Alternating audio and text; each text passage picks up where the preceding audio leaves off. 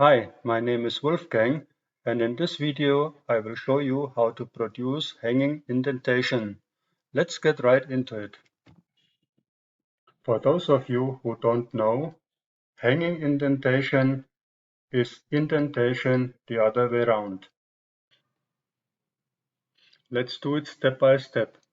Go to Styles in the toolbar, click on Edit Style in the drop-down menu.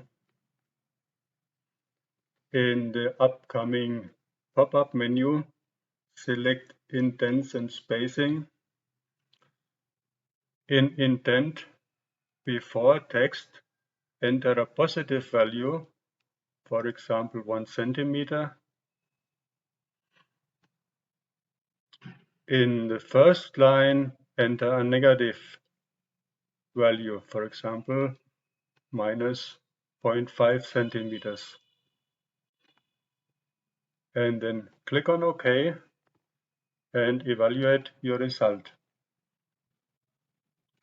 That's all there is to the hanging indentation. If you liked the video, give me a thumbs up and subscribe to my channel. If you have any questions, let me know in the comments. I'm very happy to answer it. Thanks for watching and have a nice day.